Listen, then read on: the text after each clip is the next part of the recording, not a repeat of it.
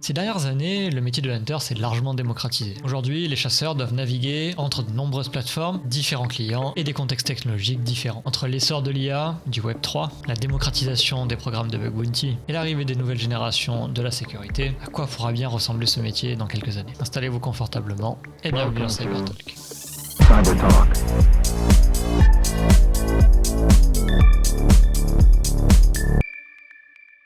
Alors, partie 3. Alors, normalement, c'était le métier de hunter et le futur du bug bounty. Ceci dit, on a massacré cette partie déjà. On a abordé, je pense, au moins la moitié des questions. On va quand même parler de 2-3 choses. Surtout, il va y avoir l'aspect communautaire, donc chasser en groupe, la collaboration, tout ça. On va parler aussi du futur du domaine, qui est, ma foi, un sujet assez important. On attaque du coup sur la partie communautaire. Tout à l'heure, Ricard, oui, c'était toi qui nous disais que tu chassais pas mal avec des collègues à toi, histoire de complémenter niveau skill. Est-ce que tu fais ça souvent? C'est quoi les bénéfices? Est-ce que ça se fait beaucoup dans le monde du bug bounty de chasser en groupe, ou est-ce que ça reste quand même assez solitaire? Alors ça se fait de plus en plus, je vais faire un petit clin d'œil parce que j'ai une petite équipe là, on s'appelle le Squad of Hunters. Je crois qu'il y en a quelques-uns qui sont sur le chat en plus. Oui, ça se fait de plus en plus. Ce qui est intéressant surtout, c'est que, comme je disais tout à l'heure, chacun a à peu près sa spécialité. Donc, tout ça réuni, tu peux couvrir, on va dire, plus de vulnérabilités et après, c'est toujours bien l'esprit de partage parce que tu apprends des autres et vice versa. Et dans la collab, c'est pas mal. En plus, ce qu'a fait ISUAC, qui était super, depuis, c'est que lorsque tu faisais des programmes, des rapports en collab, les points ils étaient splittés. Par exemple, si tu trouvais une crit à 50 points, c'était splitté, à 25 chacun. Et maintenant, même si tu es 5 collabs, parce que c'est 5 maximum, si tu 5 collabs, les 5 ils ont 50 points si tu trouves une crit. Donc ça, c'est super. Après, tu peux aussi splitter les rewards, selon le taux de participation de chacun des hunters. Mais nous, ce qu'on fait en général, c'est qu'on se met tous, on partage tous ensemble et ça nous a permis de montrer, de trouver de bonnes vulnérabilités sur, des scopes super intéressants. C'est arrivé par 2 fois, c'est où on a fait un carnage. Je peux pas citer le programme non plus, mais on a fait, tout en collab, chacun avait sa spécialité, donc chacun focus sur son truc et ça a donné au résultat, vraiment un truc super. Donc moi je pense qu'après il y a de plus en plus de personnes qui viennent on discute tous ensemble parce qu'on la plupart on est sur un Discord, de blacklist, donc on se connaît à peu près tous. Donc on discute ensemble, on s'échange des infos et des fois on dit: «Allez hop les gars, est-ce qu'il y en a qui a ce programme-là?» Sans citer le programme bien sûr, avec Yesuyak on a juste une ID qu'on peut dropper et les mecs ils peuvent voir si on a le programme en commun et donc on essaie de se réunir comme ça, trouver des hunters, bosser en équipe et des fois enfin souvent ça marche super bien. Je le fais de plus en plus et ça marche bien. Je sais pas pour toi Worthy? Tu as aussi, du coup, l'aspect où quand même se mettre d'accord avant de faire une collab en disant: «Bah, voilà, si, Jules, est-ce qu'on fait 50-50 direct? Est-ce qu'on fait, 25-75?» Voilà, faut se mettre d'accord là-dessus d'abord parce que sinon, ça pourrait amener à des conflits qui n'ont pas lieu d'être. Enfin, ce serait dommage de s'engueuler pour de l'argent, quoi, alors que de base, on fait ça entre potes. Mais ouais, l'aspect collab, il est plus que fondamental, là-dessus, quoi. Ça permet aussi, d'éviter les duplicates puisque, on bosse sur la même vulne et même ça permet des fois, une personne aurait report la vulne telle quelle et de hunter avec quelqu'un ou 2-3 autres personnes, d'elevate le truc pour, une simple médium arriver crit derrière. Mmh. Donc c'est C'est vraiment super important. Le système de YesWiak, avec l'UID, pour anonymiser les programmes, ça pour le coup, c'est mmh. vraiment une bonne idée, pour nous. Et du coup, ça c'est spécifique à une plateforme ou ça se fait aussi sur d'autres plateformes? Sur plusieurs plateformes. Sur plusieurs plateformes. Il faut que tu sois aussi, invité sur le c'est vrai qu'il y a pas d'UID, mais c'est vrai qu'il faut que tu sois invité sur le même programme pour pouvoir collaborer ensemble. On dit au programme manager: «Voilà, est-ce que vous pouvez inviter telle personne sur votre programme parce que j'aimerais bosser en collab avec lui?» Ça arrive Ok. aussi, ouais. Et il y a des programmes, bon c'est de plus en plus rare, mais il y a des programmes qui n'acceptent pas la collab. C'est pas marqué dans le scope que, ils acceptent la collaboration. Des fois, c'est juste un oubli de la part du programme, juste ils connaissent pas la feature parce qu'ils sont beaux. Donc suffit de leur dire: «Bah écoutez, bien bosser avec telle personne, est-ce que vous souhaitez activer la collab? Et derrière, voilà, j'ai rarement vu des scopes où il n'y avait pas la collab et les fois où ça a été, c'est juste que eux connaissaient pas la feature en haut, quoi. Mais ces collabs, c'est des collabs de gens qui ont globalement le même niveau? Non, pas obligatoirement Non. au même niveau. Tu peux avoir des différents niveaux, mais tu as des personnes qui sont vraiment spécialisées. J'ai un cas de figure, moi je l'appelle le king des XSS, c'est Blaze, maintenant qui est mon collègue de boulot en plus. Il a vraiment sa spécialité à lui, c'est son truc. Il te trouve des trucs, je suis incapable de trouver, c'est pas mon spécialité. Et je sais que quand il est là avec nous dans le programme, je sais que ça va tomber. Il y a un truc intéressant dans le chat, faire des collabs, c'est un peu compliqué entre les emplois du temps, les de chacun, le niveau de chacun, etc. Je suis d'accord que c'est un peu complexe, mais quand tu le fais avec des potes à toi ou des trucs comme ça peut assez vite se faire, étant donné Ah que oui, oui. et avec tes potes, le niveau importe peu, même des fois ça fait plaisir d'expliquer à quelqu'un qui gagne en niveau et en compétences là-dessus, et même apprendre aussi des autres sur certaines choses. Non, c'est vraiment intéressant.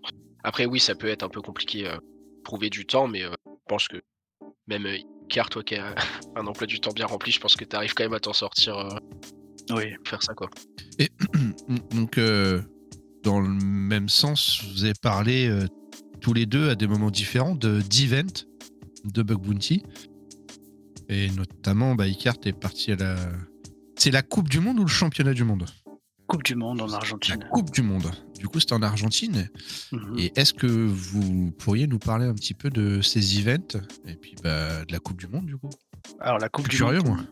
pour moi c'était la première fois et c'était super. C'était avec le capitaine, c'était Blacklist, que tout le monde connaît.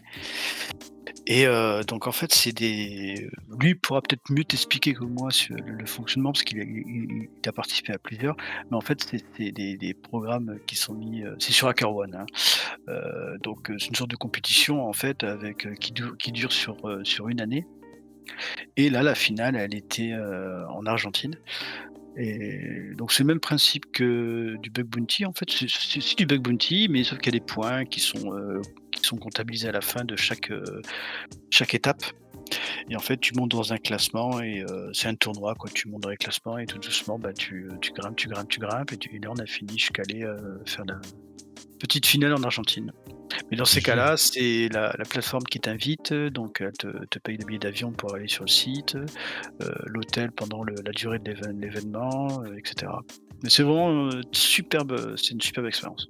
Et du coup, Après, il y en a d'autres plateformes qui le font aussi. Et Yesuyak, par contre, fait pas trop de live event comme ça. Le dernier que j'avais fait, c'était Acme and Famous à Paris, là où ils avaient invité des hackers, ils avaient invité Blacklist, il y avait pas mal de monde.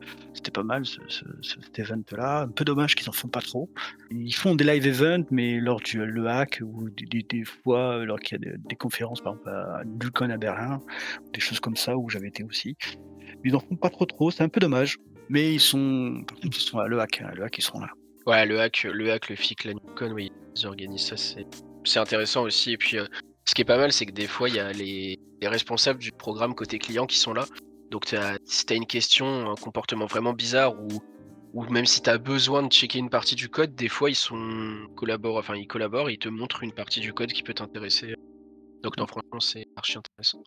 Et juste Le pour hack, c'était quoi? C'était la Croix-Rouge qui était là, non? Croix-Rouge et Intermarché. Mousquetaire, C'est ouais. ça. Cette année Qui était présent, ouais. Ah oui, c'est ça. Ouais, c'est ça, ouais. Ouais, j'avais pas performé, ouais. Et du coup, juste pour la question dans le chat, niveau argent, quand c'est en team, tu définis combien tu veux, quand tu invites les personnes sur ton rapport, tu définis le pourcentage que tu donnes à chacun, sachant que si tu invites 3 personnes, donc vous êtes 4, par défaut, ça fait 25, 25, 25, 25. Et c'est la plateforme qui s'occupe de splitter le bounty. Ah, c'est bizarre, ils font pas un virement unique à un mec qui se barre dans les Bahamas, d'ailleurs, on en parlait. Ah non.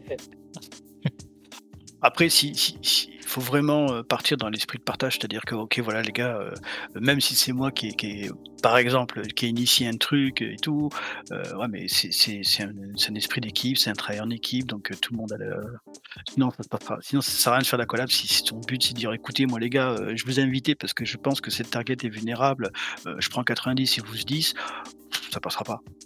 Donc, nous, on est vraiment dans l'esprit, on partage. Voilà. Bien sûr, bien sûr, bien sûr. Puis quand tu collabes, ça permet de ramener plus de vues. Donc au final, même si une personne qui est intéressée par l'argent, la collaboration c'est quelque chose intéressant parce que tu vas de facto, vu que vous êtes plus, trouver plus de choses et ramener plus d'argent. Ouais, il y a quelque chose qui a été amené dans le chat. Du coup, c'était le LHE de Hack for Value de Akio Gosha, qui a eu lieu la semaine dernière.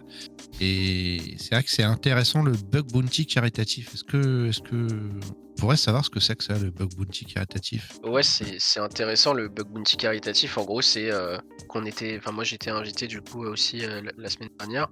Et le but c'était de rapporter un maximum de vulnes à des ONG. Et en fait, caritatif, ça veut dire que tout simplement, pas payé. Tu rapportes les vulnes gratuitement, entre guillemets. Et ça permet à des ONG telles que Action contre la faim, etc., d'améliorer leur sécu sans avoir à dépenser de l'argent parce que par by design, c'est des ONG, quoi. Donc voilà. Et du coup, là, moi, du coup, j'avais collab avec Pwn with Love pendant cet événement. Et c'est là où c'était archi intéressant et où je disais que là, typiquement, vu qu'on a collab ensemble, on portait plus de vues que si on avait chacun de notre côté. Et ça permet d'avoir l'expertise de 2 personnes. Vraiment, la collab était archi intéressante et c'était cool. Et pour l'aspect caritatif, c'est aussi gratifiant, entre guillemets, de se dire que ton travail, il sert pour sécuriser des ONG qui n'ont pas forcément cet aspect-là, cet aspect cyber. Après, pour péter une ONG, il faut vraiment être... Énervé. Voilà, mais c'est sympa de faire ça et ça permet d'apporter son petit gain de cause au truc. Puis surtout que vu qu'il fallait tester les fonctionnalités de paiement, tout le monde a fait des dons, donc ils ont récupéré aussi un peu d'argent et c'était bien pour eux aussi, quoi. Du bug bounty qui te coûte en fait. Ouais, après en bug bounty, un truc dont on n'a pas parlé aussi, mais qui est intéressant, c'est tout ce qui est fonctionnalité payante. Si c'est 15, 20, 30, 50, moi typiquement je les paye parce que suffit d'une vulne, même que ce soit une XSS, qui va être reward 100 €, c'est bon, l'abonnement il est rentabilisé et puis derrière t'as accès à plein de fonctionnalités auxquelles les autres hunters qui se disent oh non je veux pas payer ne pourront jamais toucher, quoi. Ouais, je vois un message dans le chat, il dit il y en a bien qui pètent des hôpitaux. Oui, c'est ce que j'avais en tête aussi, ouais. Malheureusement. Malheureusement, et ouais. D'où l'importance de notre boulot à tous. Très bien. On a alors une question sur alors toutes les plateformes, peu importe les plateformes. Là, on parle de bug bounty plus ou moins français ou du monde occidental. On sait qu'il y a beaucoup de monde côté Inde ou Chine, par exemple, qui commence à cartonner les programmes. Est-ce que c'est quelque chose que vous remarquez? Est-ce que c'est quelque chose qui est arrivé les dernières années? Est-ce que ça pose peut-être pas des problèmes, j'ai pas envie qu'on parte directement dans la problématique, mais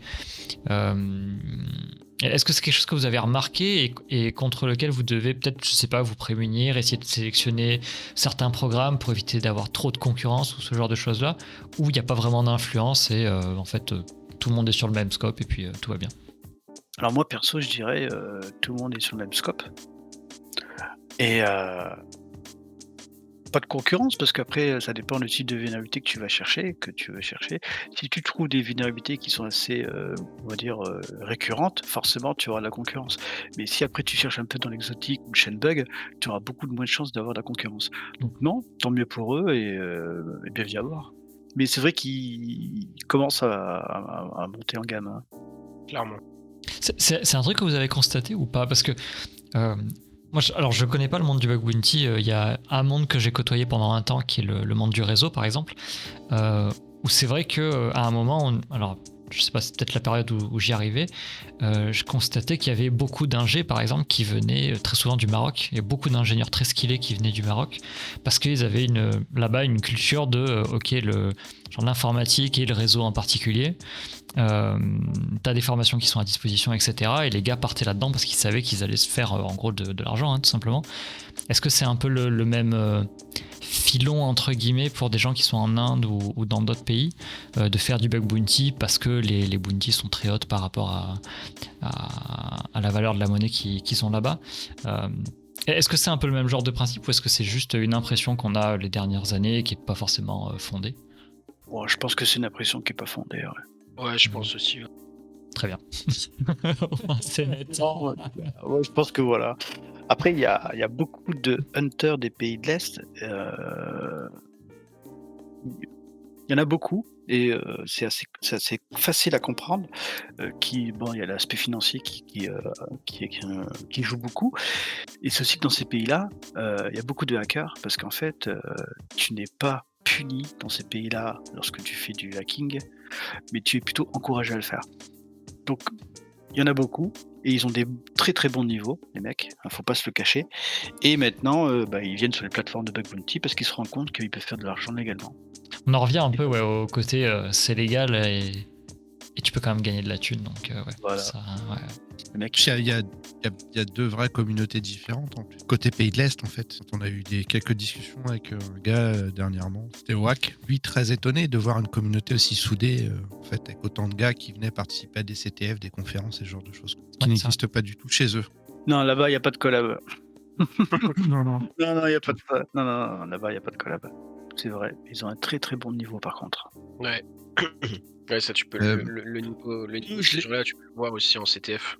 Ouais, eux, je les crains, ouais. Là, plus que le côté indien, On va où ils dire. vont être 1 milliard, et du coup, il y a quand même potentiellement du chiffre. Après, qui on peut se faire. verra dans les années qui vont suivre, mais parce que personnellement, si tu regardes un peu la communauté de hackers, les plus, on va dire, les performants, c'est ceux qui viennent des pays de l'Est.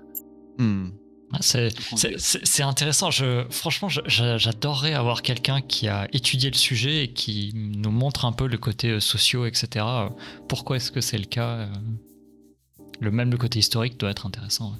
Le côté historique est très intéressant parce Oui. qu'en fait, comme je te disais, dans ces pays-là, tu n'es pas puni si tu le fais. Donc les mecs, moi j'en connais quelques-uns qui m'a dit une phrase toute simple. Il m'a dit: «Bah écoute, pourquoi nous on est bons là-dedans? C'est simple, 1, on est encouragé à le faire. De 2, il fait très froid chez nous dehors. Donc au lieu de On reste rester dehors à avoir froid, on reste devant l'ordi et des heures et en plus on est récompensé pour le faire».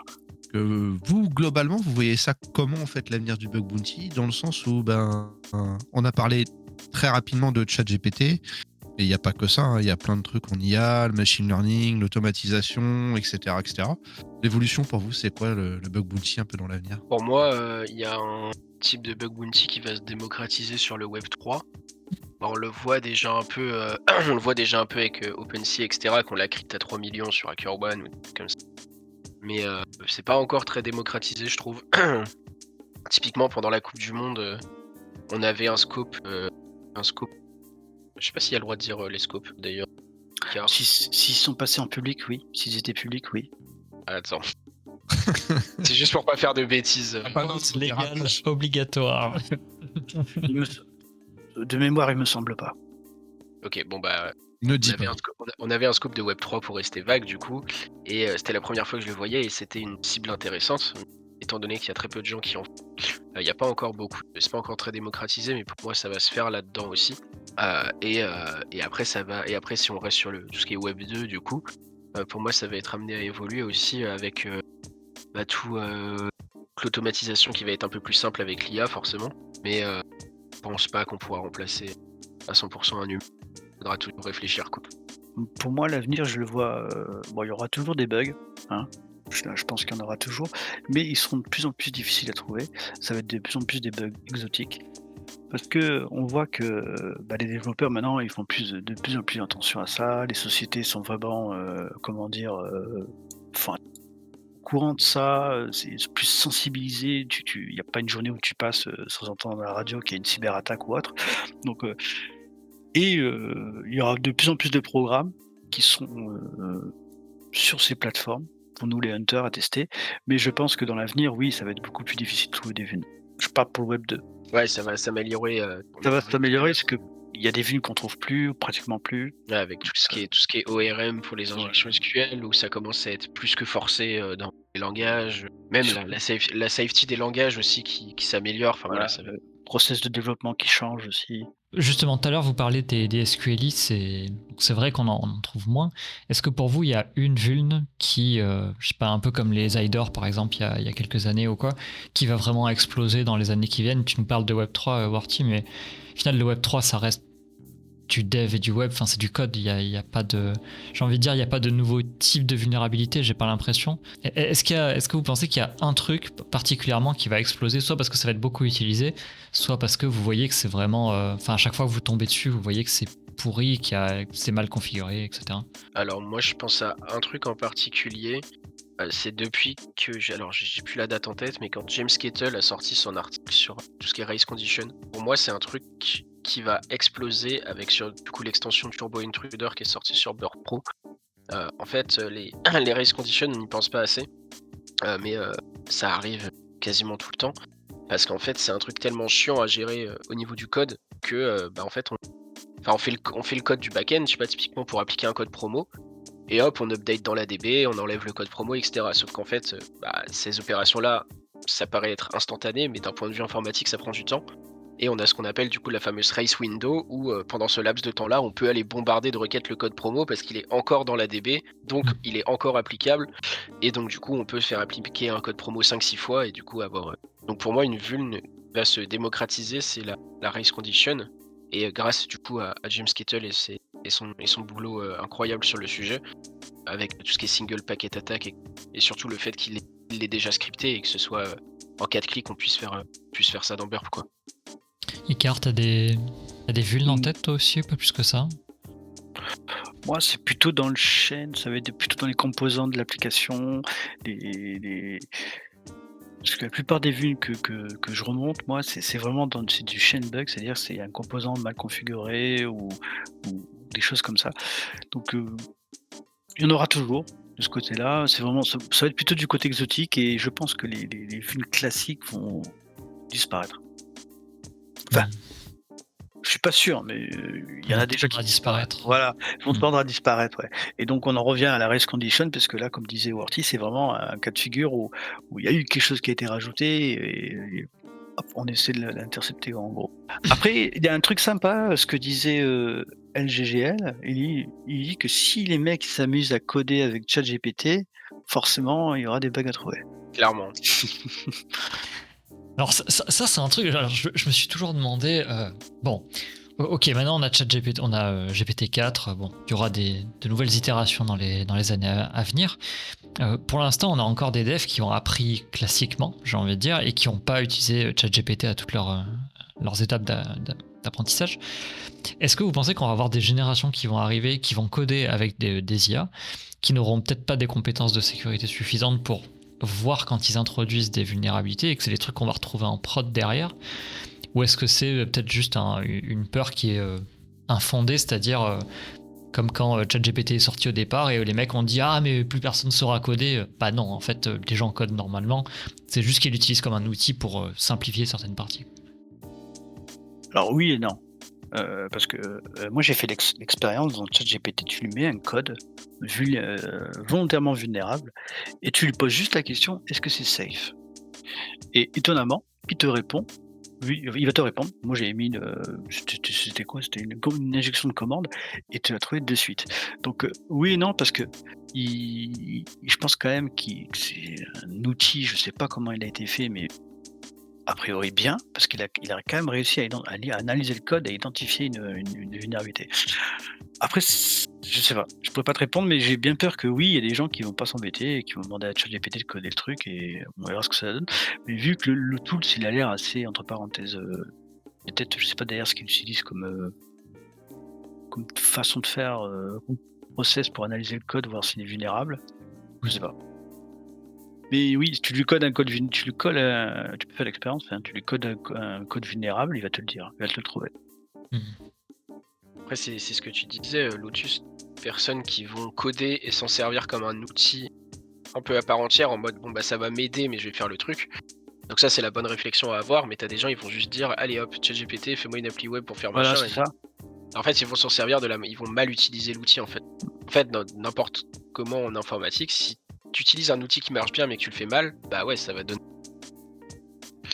Et on pourra avoir derrière d'autres attaques, étant donné que typiquement ça a été le cas avec Copilot, où le truc s'imprégnait du code des gens pour donner des réponses, voilà. S'amuser justement à faire croire à l'IA que concaténer un select avec une entrée user c'est safe, et le faire ça 10 000, 100 000 fois, que l'IA se dise ok, donc ça c'est un code safe, qu'elle le rebalance à d'autres gens derrière, que eux trust Copilot parce que c'est fait par GitHub donc c'est forcément bien, et derrière bah tu te retrouves avec que des trucs vulnérables, quoi. Ouais. Ouais, intéressant. Et une vulnérabilité aussi dont j'ai pas parlé, on n'y pense pas du tout pour le coup. On y pense que quelquefois, c'est la confusion de dépendance qui va arriver pour moi de plus en plus. Ça aussi. Typiquement, nos langages de programmation maintenant, n'importe lequel, enfin si on fait du PHP avec Composer par exemple ou des trucs comme ça, et les langages les plus représentatifs de ça c'est NPM et Python. En fait, on réinvente pas la roue, on utilise des dépendances. Sauf que les dépendances, elles utilisent des dépendances qui utilisent des dépendances, enfin voilà, jusqu'à une itération infinie. Et en fait, le problème, il est là, c'est que si quelqu'un écrit mal la dépendance qu'il veut require dans son fichier, ou que, je sais pas, son email elle est plus valide, ou que juste l'extension, enfin la dépendance elle a été supprimée, s'il y a un attaquant qui arrive à identifier tout ça, il crée la dépendance, il la push sur NPM. Tous les gens qui utilisent Ouais. ça, derrière ils se font RCE, ils se mangent une RCE directe. Et la RCE, elle sera. Et là, le pire, c'est que la RCE, elle sera pas que sur le site web qui héberge l'application.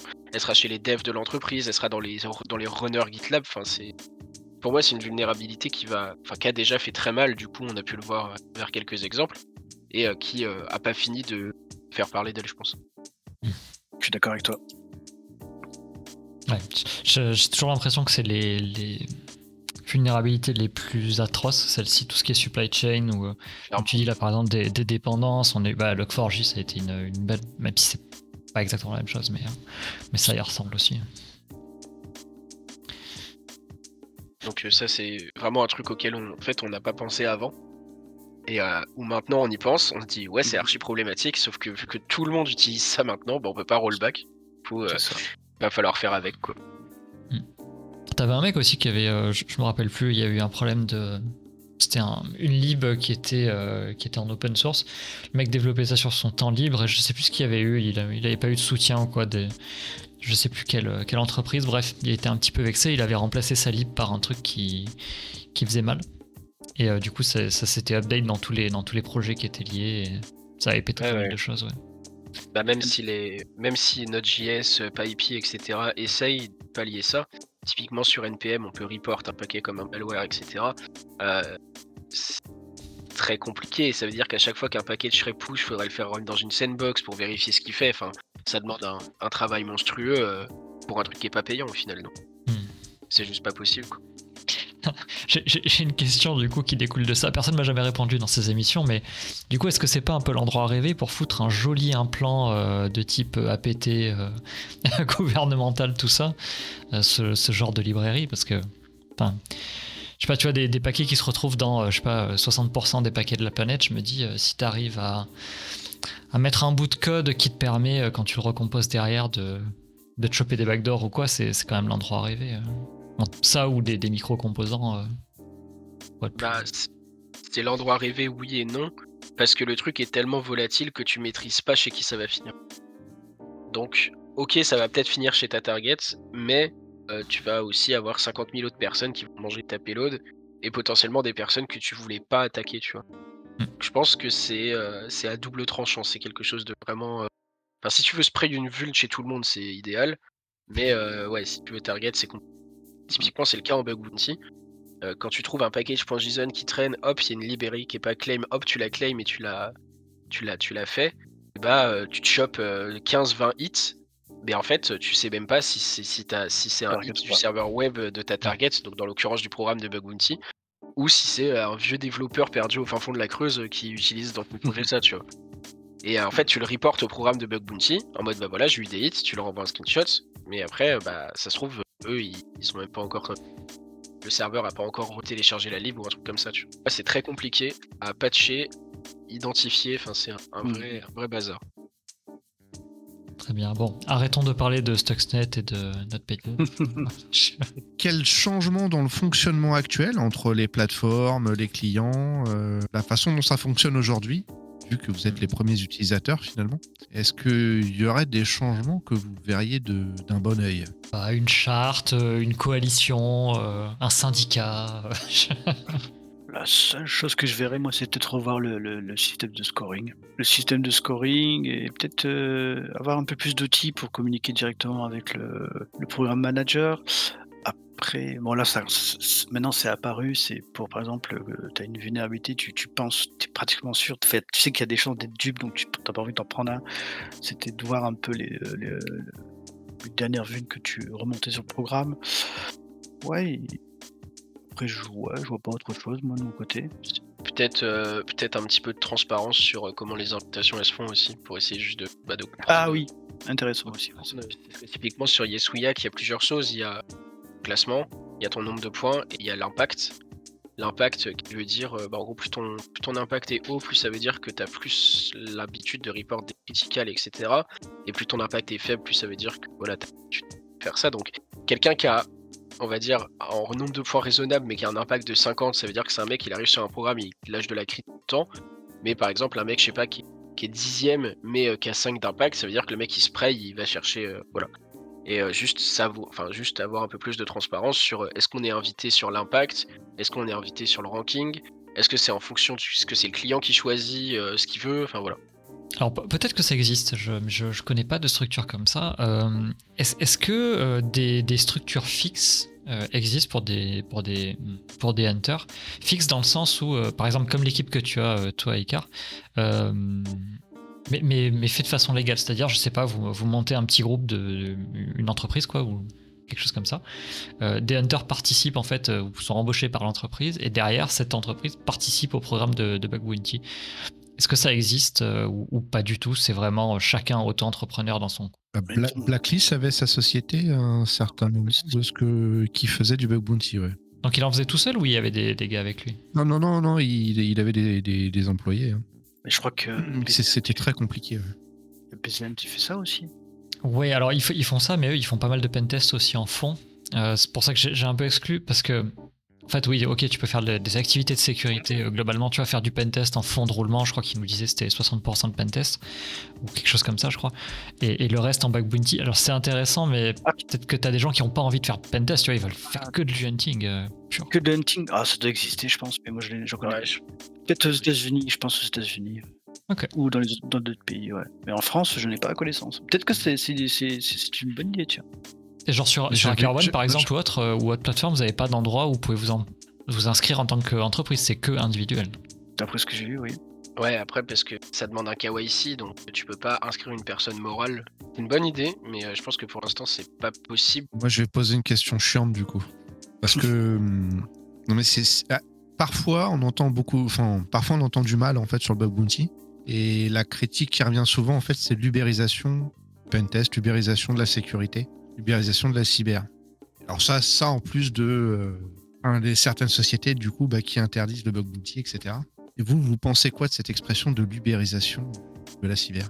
C'est-à-dire Alors, c'est-à-dire que c'est à moindre frais, en fait, ça permet de ne pas engager. On va le voir comme ça, on en revient peut-être à ce que je disais au début tout à l'heure, c'est-à-dire que si tu pars sur cette idée-là, tu te dis ok, donc c'est beaucoup moins cher de faire un programme de bug bounty que de faire un pentest. Si tu as cette idée-là, tu vas te retrouver dans le cas de figure où ton programme n'est pas mature et non. Par contre, si tu dis dans le sens où il y a beaucoup de programmes de bug bounty avec très peu de reward, enfin avec un montant de reward pas très élevé, par exemple la fameuse escalier à 50 €, dans ce cas-là, ouais, ça peut être le risque. Après, pour moi, ça doit surtout être une continuité, en fait, dans le sens où il y a un produit, il y a 1, 2, 3 pentests pour passer dessus, être sûr, et une fois que ça c'est fait, tu passes en bug bounty, et après, en fait, ça permet, comme exactement l'a dit Aïk tout à l'heure, une évolution continue, en fait. Une amélioration continue, tout à fait. Moi, je le vois comme ça.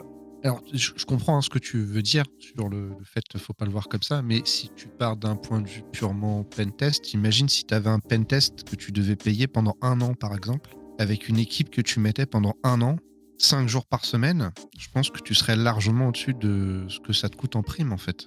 Tout à fait. C'est dans ce sens-là, en fait, je pense que le terme ubérisation de la cyber est utilisé. C'est-à-dire que si tu mets en concurrence par exemple, même 50 hunters avec une enveloppe, on va dire sur, j'en sais rien moi, 50K par exemple, comparé à 1 an avec une équipe de même 3 pentesters que tu mets 5 jours par semaine, comprends le différentiel de coût. Je pense que le terme ubérisation vient de là, en fait. Je comprends, ouais. Après, en plus, t'as ça, mais t'as aussi le fait que, effectivement, le mec qui est payé, il va te coûter tant, mais en fait, t'as potentiellement 100 personnes qui ont travaillé en même temps sur le programme pendant tant d'heures. Et du coup, en fait, la masse qui a travaillé pour toi, elle est juste énorme comparée à la bounty que tu lâches, quoi. Après, l'autre chose aussi, il faut que tu vois, c'est que le bug bounty, tu es rémunéré entre parenthèses au résultat. Mm. Donc, si tu trouves des vunes, tu es rémunéré. Tandis que les hunters, enfin les pentesters, s'ils sont salariés, à la fin du mois, qu'ils trouvent des vunes ou pas, ils reçoivent leur rémunération. Donc, Quel principe de l'ubérisation quel du coup principe de valorisation, ouais, tout à fait. Ouais, moi- j'avais pas vu ça comme ça. Pour moi, Je vais la remonter, ouais. pour moi, une entreprise. En fait, ce qui est chiant avec cette question, c'est que c'est contextuel. C'est combien elle paye c'est combien elle met, à combien elle met ses rewards. Si elle met ses rewards, on va dire on va dire un truc assez raisonnable, on va dire 3-4 000 euros la crit, là où ça commence à être intéressant pour les gens qui veulent faire du rendement, etc. Bah après, à voir combien ça fait. Là, j'ai fait le calcul. Si on dit que tu as 3 pentesters payés 500 euros par jour, enfin, vendus 500 euros par jour pendant un an, ça te coûte environ 400 000 euros sur un. Et si toi, ton enveloppe, c'est 100K au bug bounty, allez, pour faire simple, on va dire que la crit, elle est à 5K. Ça veut dire que tu te permets d'avoir 20 crits sur ton programme avec ton enveloppe à 100K, quoi. Et si t'es déjà un peu mature, normalement, les 20, tu les tapes. Donc, Ou sinon, c'est peut-être. simplement une évolution du métier. Oui, bien sûr, oui, mais c'est la question qui va avec, hein, de toute façon. C'est une Intéressant. évolution.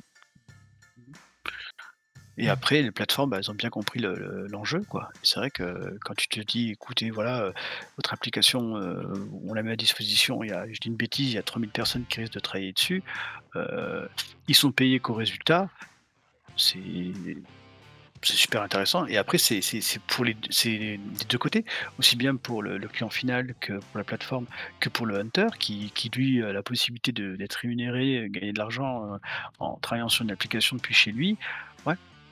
Après, le métier de pentester, c'est un peu différent puisque, comme disait Worthy, il y a des parts, des scénarios que tu peux pas faire en bug multi. Par exemple, tu vas pas mettre un gars qui va dire: «Écoutez, voilà, vous rentrez chez moi, vous branchez sur le réseau sans black box, vous scannez tout le réseau, vous faites un pen test».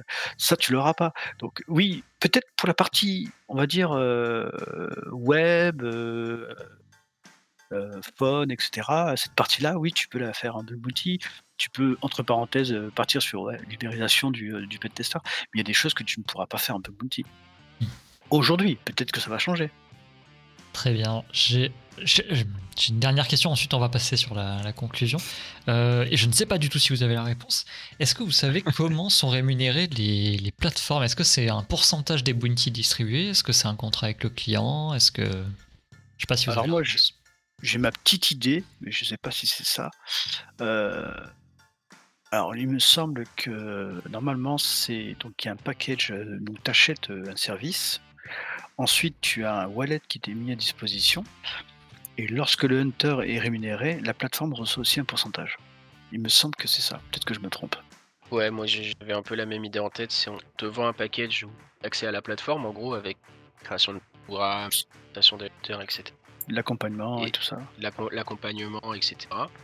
Je pense que le try-edge de la part de la plateforme, il est en supplément, je pense. Je pense qu'on te laisse le choix de soit try-edge de ton côté avec ton équipe, soit fournir le service. Et derrière, je sais pas si c'est un pourcentage sur les rapports ou si c'est, on va dire, un abonnement à l'année en mode tu payes 30 000 euros par an pour rester. 30 000, je dis ça arbitrairement évidemment. 30 000 euros par an pour rester sur la plateforme et que ton programme reste là. Je pense que c'est le, le truc qu'on peut pas savoir même. Ah ça, faut que tu demandes à Et je sais pas, même pas sûr qu'ils te répondent si tu demandes parce que c'est leur business. Donc, Mais enfin, mais quand même. ou alors très gentiment, ouais. Ou alors jusqu'au bout de la nuit jusqu'à ce qu'ils répondent. Exactement, 8 heures d'émission. Réponds! Voilà, avec la lumière dans les yeux et tout. Adibou a dit que c'était des licences, des pourcentages sur les rewards versés, seul ou en même temps, ça dépend des plateformes. Le triage est payant aussi à côté. d'accord. Donc ouais, Ah, donc ça- c'est un mix des trois. Ça a l'air d'être c'est un un mix, mix, ouais. Donc c'est très avantageux pour la plateforme. Ouais, mais ce qui est intéressant de voir, c'est que qu'ils aient bien une incentive à suivre autant les hunters que les clients. C'est aussi ça qui est intéressant, parce que si c'est que un abonnement, bon, bah, qu'ils aient des rewards ou pas, tu t'en fous. Si c'est les deux, forcément, tu as un avantage à ce que les deux s'entendent bien, ce qui est logique. Ok, Clairement. très bien. Messieurs, on va foncer vers la dernière partie, qui est donc la conclusion. Et on va commencer. Alors, il y a plusieurs questions dans cette conclusion, bien entendu. C'est surtout l'heure des histoires, des expériences et autres. J'aimerais pour commencer, et on va commencer. Bon, on va voir qui veut se lancer. Ça va être votre pire expérience en bug bounty ever. Qui veut se lancer? J'en ai une de catastrophe que j'ai. J'avais une. C'était sur ISUAC, ouais. J'avais une RCE, mais en blind. C'est-à-dire que j'avais aucun retour. J'étais sûr de moi à 100%. Donc j'ai lancé une commande qu'il ne fallait pas. Mais moi je pensais que c'était un serveur de pré-production. Et en fait j'ai lancé la commande reboot. Pour prouver la RCE et compagnie, parce que j'avais du blind et il n'y avait pas de connexion internet, il n'y avait rien, donc je ne pouvais pas avoir un retour et j'étais sûr de moi à 100%. Donc je me suis dit, tiens, si je lance un petit reboot du serveur de pré-production, ça va passer. C'est passé. Et donc les gars de la plateforme m'ont contacté et tout, le programme manager m'a contacté et m'a dit ne plus jamais faire ce type de commande parce qu'en fait c'était un serveur de production. Incroyable. Donc maintenant je fais plus ça. Maintenant j'écris un fichier quelque part et je leur dis allez vérifier si ce fichier là. C'était dans les débuts, hein. Bien joué. Worty, je t'en prie si t'as le même genre de truc. Alors moi j'ai le même genre. Alors on m'a pas appelé ni rien, mais m'a gentiment rappelé à l'ordre dans le rapport, on va dire. Je testais des SQ, enfin j'étais sûr d'avoir une SQLI pareil et pas à la POC. Et du coup, c'était à l'époque où je savais pas que. En fait c'est contextuel, mais ça peut être dangereux. Et là dans ces cas-là ça a été catastrophique. J'ai fait un slip 10. Je me suis dit, bah voilà, j'attends, si ça slip, si ça me répond 10 secondes après, c'est qu'il y a une SQLI et voilà, je peux la sortir. Je slip 10, puis mon burp hang. Je dis, bah ça sent bon, c'est cool. Puis passe 1 minute, 2 minutes, 3 minutes, puis bah, le serveur, enfin voilà, le burp close la connexion parce que timeout. Je me dis, bon, bah voilà, bah peut-être que le serveur a planté, puis je vais sur le site pour refaire ma requête, et il y a une énorme erreur au milieu du site, unable to reach database, etc. Aïe aïe aïe. Et je me suis dit, et comment un slip peut faire ça? Du coup, je reporte parce que je suis sûr que c'est de ma faute et que c'est à cause du slip. Et du coup, je reporte en SQLI. Et en fait, le mec me dit, bah, en fait, le problème, c'est qu'en back, on a des requêtes imbriquées et ton input, elle est réfléchie à plein d'endroits. Et en fait, ça fait slip 10 égale slip 10, imbriqué dans des select slip 10, machin. Et ça fait que c'est le temps de slip, il est exponentiel. Donc, tu prends de plus en plus de ressources parce qu'en plus, c'était des requêtes imbriquées. Ce qui fait que la DB elle tombe parce que bah il y a le watchdog kernel qui la kill quoi. Et du coup bah, le mec m'a dit bah écoutez ils m'ont accepté la vuln donc ils ont été sympas. Mais ouais le mec m'a dit bah tu refais plus jamais ça. Et en fait en discutant avec des hunters dont Blacklist, en fait faire un slip ça peut être une très très très mauvaise idée dans ce cas de figure là. Même si des fois voilà ça va vraiment slip 10 secondes et derrière il n'y a pas de souci. Du coup maintenant j'évite à tout prix de faire un slip puisque on sait pas dans quelle requête ça peut tomber et ça peut vite foutre le bazar. Voilà. Magnifique. Ouais, éviter de faire des slips SQLI. Et Pas la meilleure expérience du coup maintenant. Allez, place aux jeunes. Meilleure expérience, c'est une bonne question parce que j'ai pas mal de programmes où les tryharders étaient vraiment cool, réactifs, ça rewardait en un jour et c'était carré, ils essayaient pas de négocier, etc. Ouais, je pense que c'est le fameux programme que je t'ai envoyé en MP tout à l'heure, qui revient un programme qui revient chaque année et où on a dit que ça s'améliorait en continu, où vraiment les tryharders sont réactifs, compréhensifs, ils sont bons, très très bons techniquement. Donc même si ton POC est pas parfait, ils vont voir l'enjeu du truc. Et c'est un scope où je m'étais fait plaisir et Icar aussi si je dis pas de bêtises. C'était je crois que j'avais rip. Et c'était en collab, j'avais collab avec Adibou aussi. On avait 2 XXE, 5 SQLI, des RCE. Enfin voilà, c'était un programme bien sympathique où vraiment l'application était tellement grande qu'il y avait des bugs partout, mais Mais c'était intéressant et le client était réactif et essayait pas de négocier la moindre petite truc. Il savait qu'il allait se faire défoncer et il était même en fait, à la fin du programme, généralement, ils envoient un petit message pour remercier tout le monde en mode encore une fois, les gars, cette année ça s'est bien passé, merci. Et ils te disent à l'année prochaine. À l'année prochaine, ouais. C'était vraiment Voilà. un truc sympa, quoi. Super sympa ce programme. Icar, du coup, toi, ta meilleure expérience? Alors ma meilleure expérience, parce que c'est le final qui était super sympa, c'était une classique SSRF où tu récupères les crédentiels AWS, mais tu pouvais suivre le process et te le faire envoyer par courrier.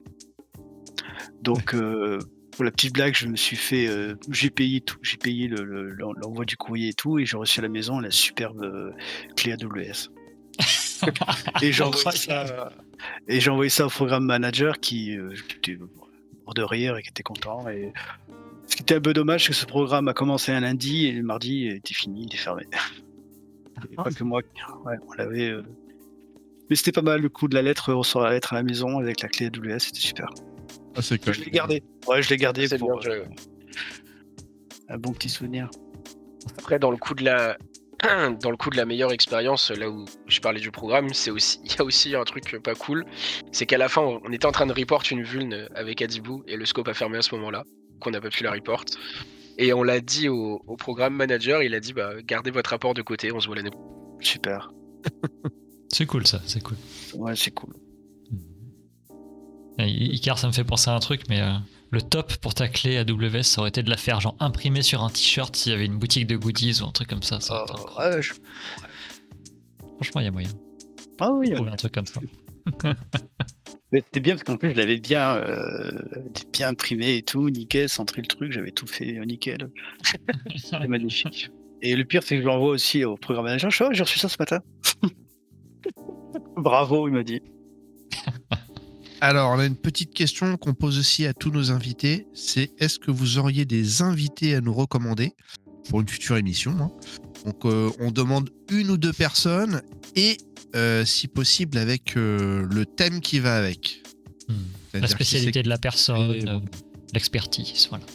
Alors moi, je verrais bien un hunter que je suis pas mal, qui est Rabi sur Yasuyak, parce que le mec, je sais pas si vous voyez un peu ce qu'il fait par jour, c'est assez impressionnant.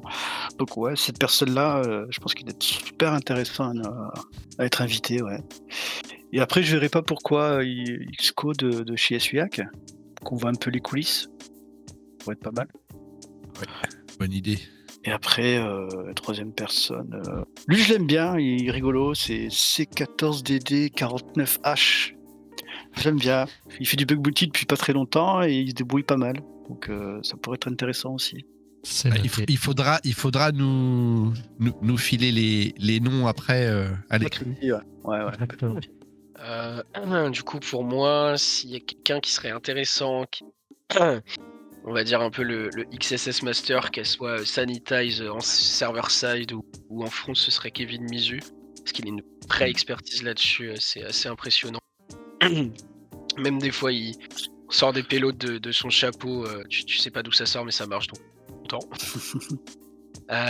Sinon, en vrai, je rejoins Iker sur XO pour avoir un peu les coulisses de Yasuyak, comment ça se passe avec les clients, est-ce que des fois c'est compliqué, etc. Ça pourrait être intéressant bon, même si évidemment il pourrait pas tout dire, mais il y aurait des choses qui seraient, je pense, intéressantes à voir et à discuter avec lui, l'aspect légal, comme on a pu en parler, que on peut pas avoir la réponse, etc.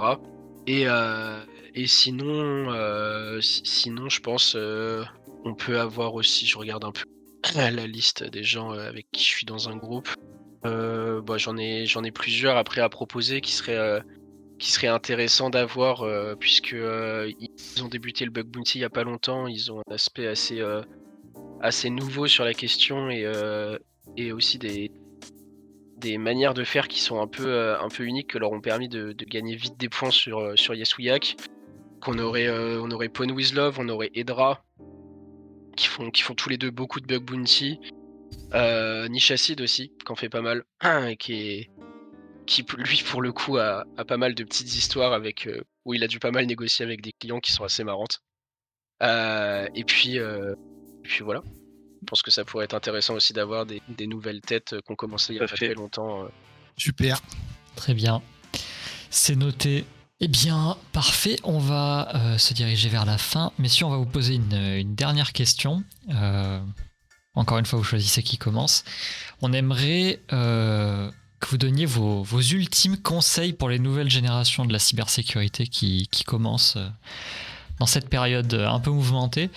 3 conseils max, vous dites à peu près ce que vous voulez. On vous laisse la parole. Alors, moi, je dirais être curieux, passionné et persévérant. Et ne pas abandonner face à un programme public. Passionné, c'est passionné et persévérant. Pour moi, je le redis parce que c'est vraiment archi important d'aller vraiment chercher jusqu'au bout, etc. C'est pas grand monde qui le font. Du coup, c'est là où on va trouver les choses et et ne pas oublier que le principal c'est de s'amuser. Pas focus que l'argent parce que si vous faites ça, vous allez pas vous en sortir. Amusez-vous d'abord et amusez-vous d'abord et voyez l'aspect financier derrière. Cyber Talk.